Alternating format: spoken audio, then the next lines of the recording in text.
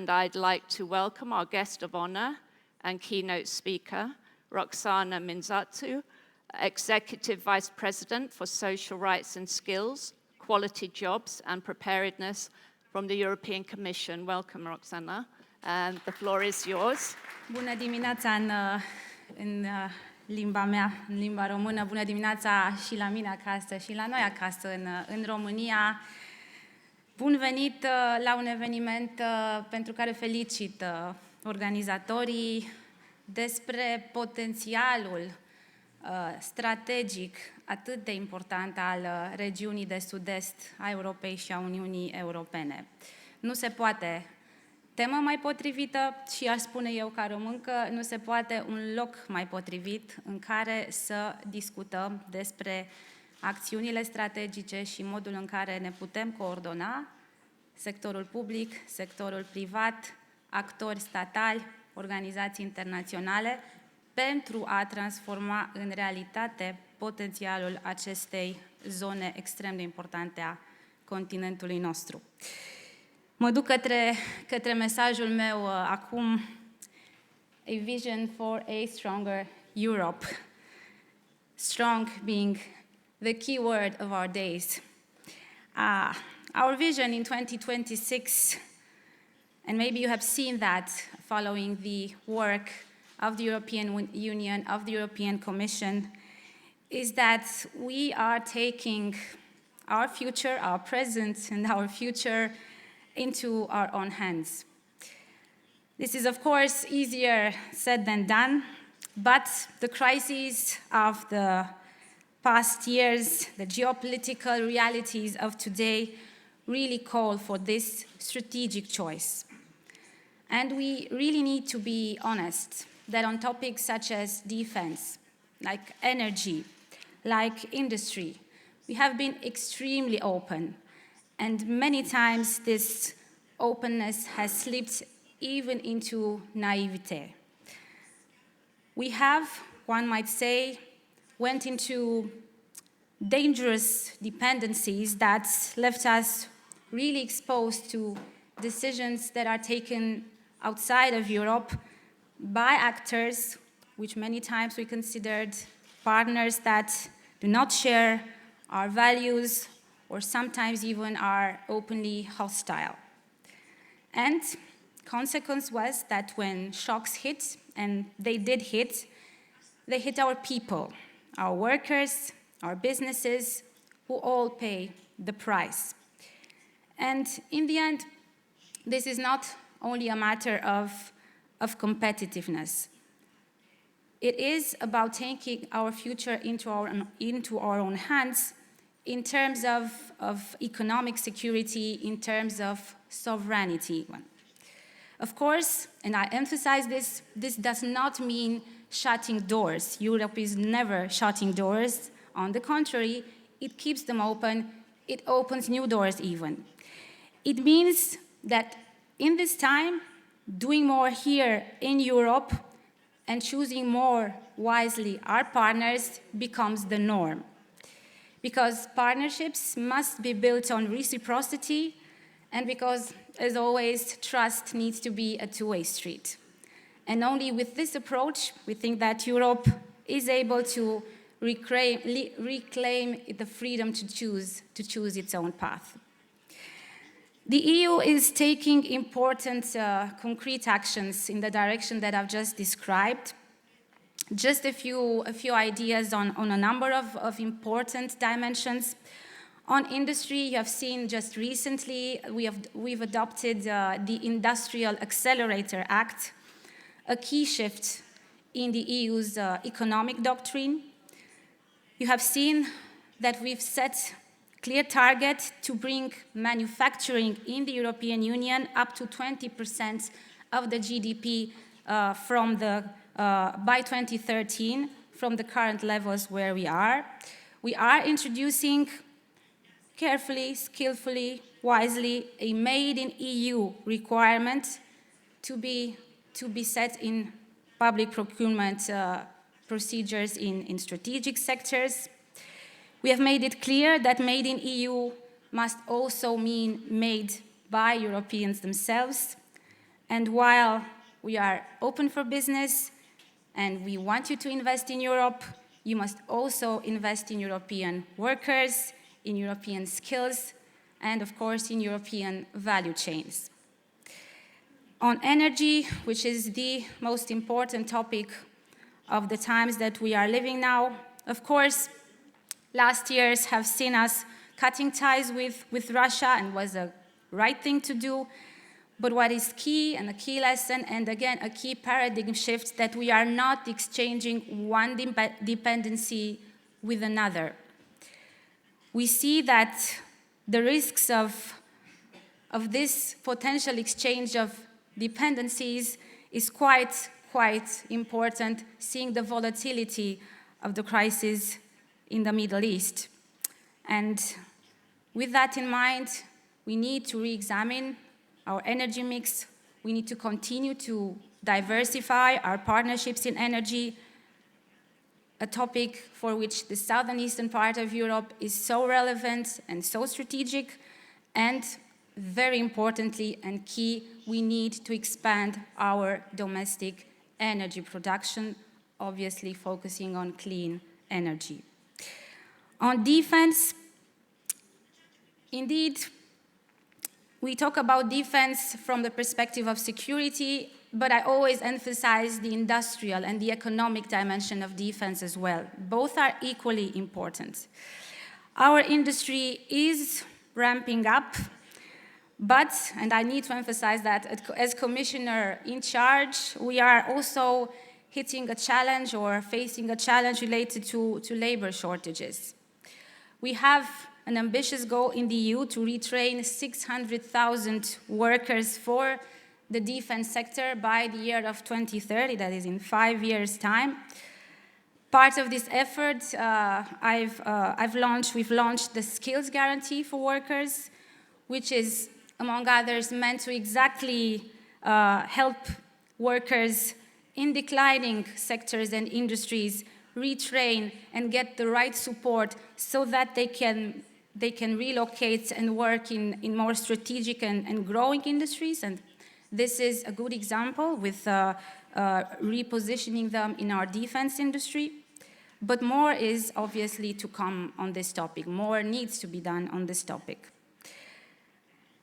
In Europe, our mission to strengthen ourselves, as I've said, depends also on strategic approaches in our regions. And as I've mentioned in the beginning of my message, I'm absolutely convinced that the countries from Southern Eastern Europe play an absolute strategic role.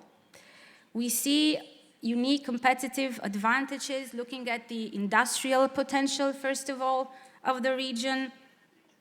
Past decades, past years have seen indeed the region becoming a pillar of Europe's industrial base, with manufacturing, with automotive, with electronics, with industrial supply chains growing, and with some sectors even growing in a dynamic that is above the EU average.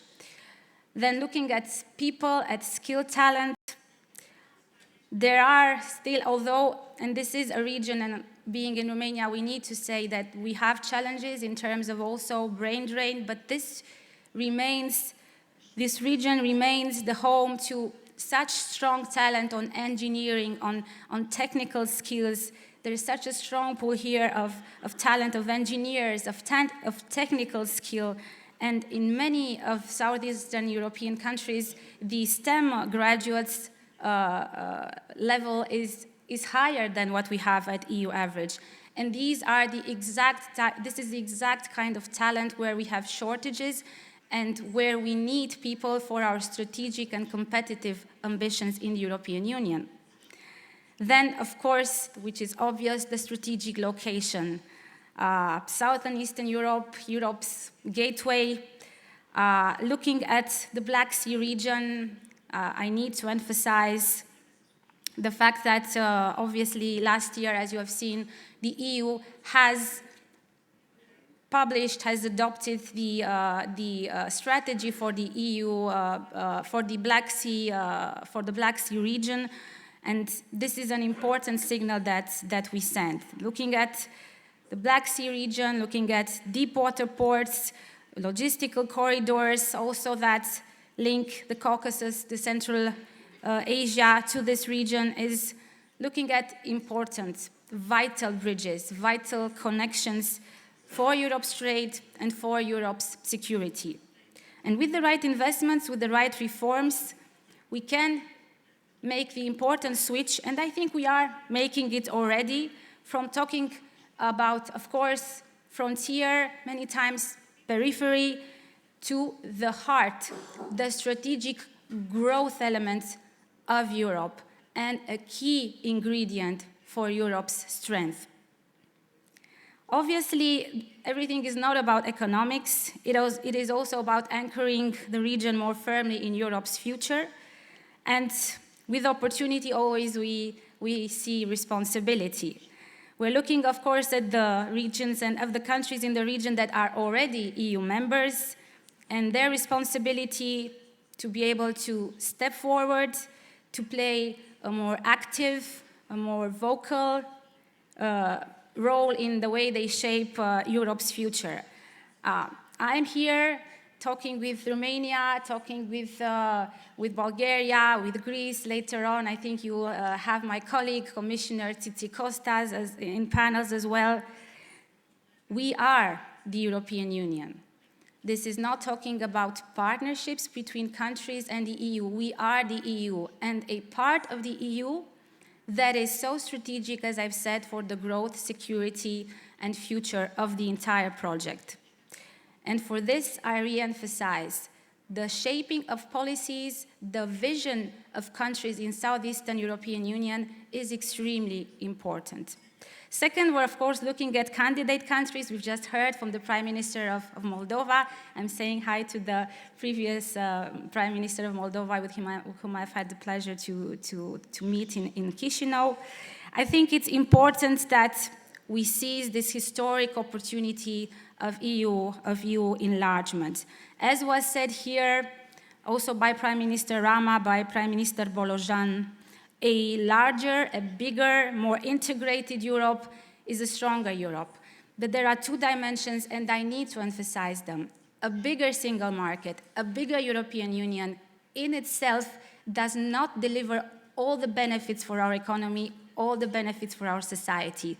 A larger union with a more integrated union. Integration of our single market is still one of the challenges for which we are actively working inside the Union, and candidate member states need to be able to step in this project already prepared to enter this integration process, which continues with each policy. Ladies and gentlemen, this has been my message. I will now conclude saying that, well, yes, we are trying to give a clear message that Europe has heard the wake-up call, that we are taking things into our own hands, that this is the independence moment of Europe, that we are acting on industry, on talent, on energy. But I re-emphasize an important element coming from Brussels. We need Southern Eastern Europe member states, we need candidate countries to be active in shaping the vision for a stronger Europe, to contribute to this critical directions of our political, social, and economic project. And so I really hope, as was said in the beginning, that we will see not the 30th edition of the Bucharest Reunion of Economist Impact, but at least the 5th edition, the 10th edition, and show the progress that has been achieved meanwhile. Many thanks and a fruitful event. Thank you. Roxana, have a seat. Well, thank you very much. We've got 10 minutes, I think, before our next session. So we'd like to take advantage of having you with us, just to focus some questions on your own portfolio and expertise. But maybe we should start with Romania. I guess, I liked your message at the end, actually, because maybe we haven't had enough of that coming from Brussels, that we want this region, we want countries in the Balkans and Central Eastern Europe to be much more active and have a voice in Brussels, and I hope that's something that can change. But just coming back to Romania and where Romania goes from here in terms of its growth model and drawing upon its competitive advantages. Now, obviously, the old kind of growth model for Romania has been successful in the sense that it's brought very rapid convergence with EU in terms of GDP per head, measured at PPP.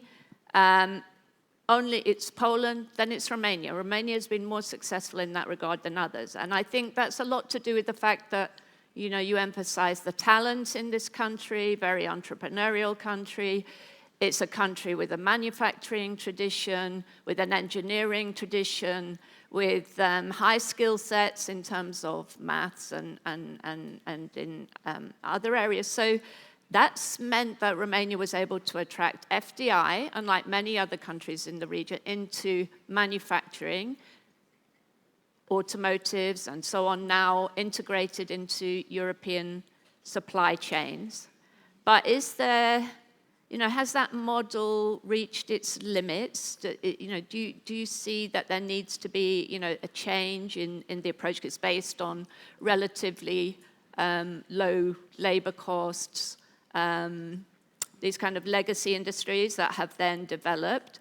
How does Romania kind of avoid this middle income trap and move into higher value added kind of areas?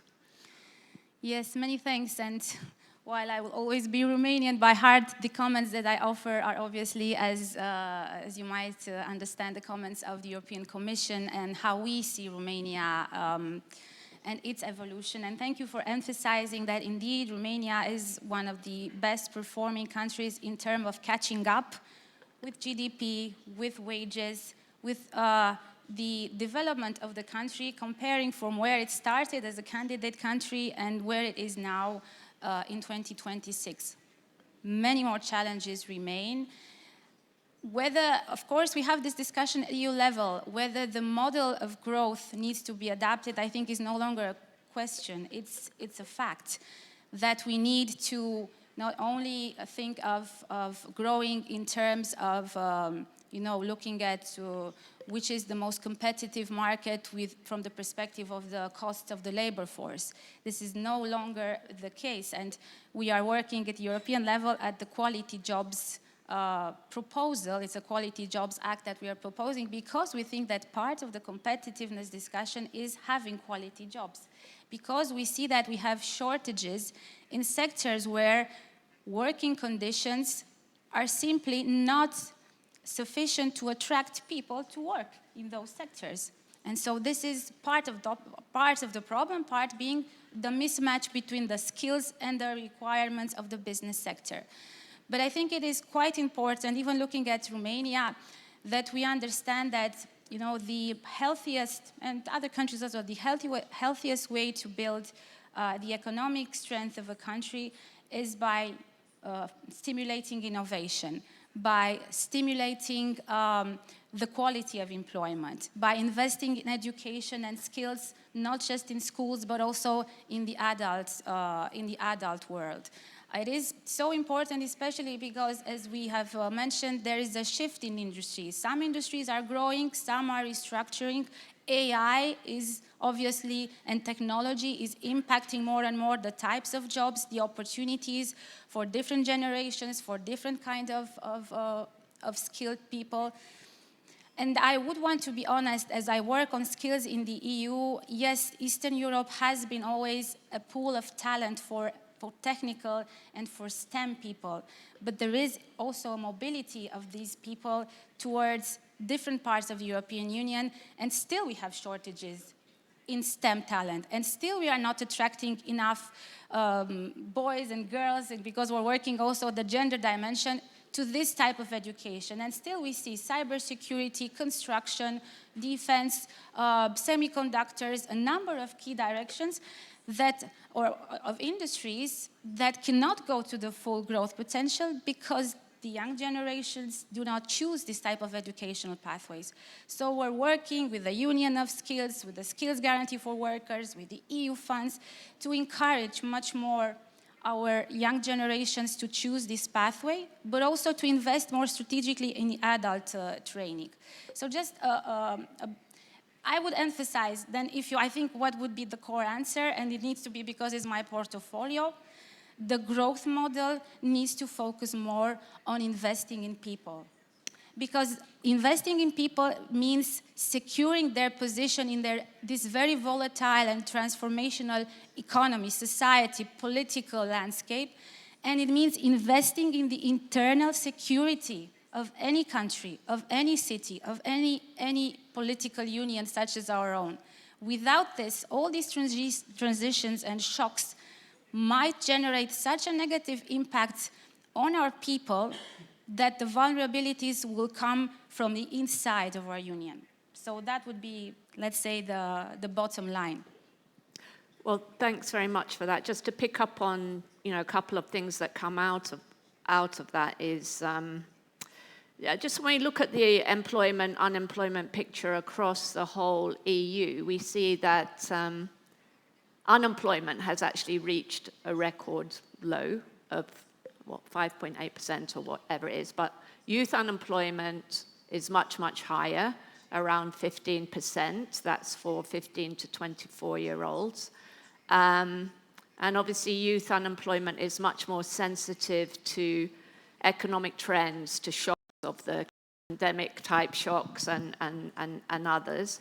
The impact usually on youth unemployment is 3 times higher than for the overall kind of labour market effect. So, that's a big issue still for many countries. But in general, it's labour participation rates overall, not just young people, women of course, and even now older generation as well, and that's being addressed through raising retirement age and so on. But how can countries such as Romania, increase, what sort of policies encouraged by EU and your own, what can be done to encourage greater participation? We had this discussion because I was yesterday in Romania, also the president of Romania with the prime minister, about the situation of young people that are not employed, not in education, simply not active.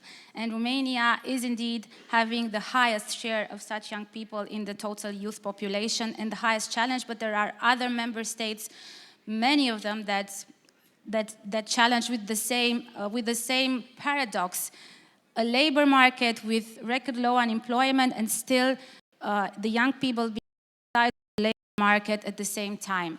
Now, in Romania, for example, the EU is investing billions of euros through the European Social Fund Plus.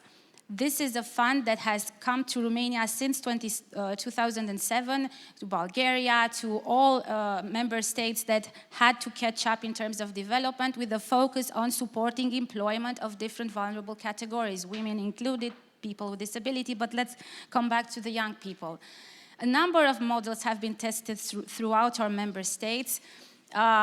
The public employment services get involved. There are trainings, there are traineeships, apprenticeships that are supported by this ESF and by Erasmus, many times by the budgets of the member states. What I think is key is, as always, partnerships, smart partnerships in the intervention to support the young generation. It is a question of designing partnerships between the employment services, between the companies that hire these people, the industries, between social partners, trade unions and employers alike. And what I would say, looking to this young generation with whom I'm in dialogue all the time, we need to get them involved as well. They have different structures, their voices sometimes are louder, sometimes they're not. Many times I speak with young people that come from a very educated segment, from urban, a large urban with a certain vision. We are not talking all the times with exactly maybe the youth from the marginalized, more vulnerable neighborhood cities, areas of our societies. We need to get their voices on board as well. So with EU resources, and with the right partnership as to how to activate them, we will do better. but we need to make this a political priority. When you have a country where 20% of the youth is not employed and not in education with such clear perspectives to participate in the opportunities of the labor market and to secure a life for themselves, this is again a strategic vulnerability. And then politically, this needs to be a strategic priority in turn. Well, thank you very much, Roxana. That's all we've got time for, but it's been great to have you with us today. Thank you so much. Thank you.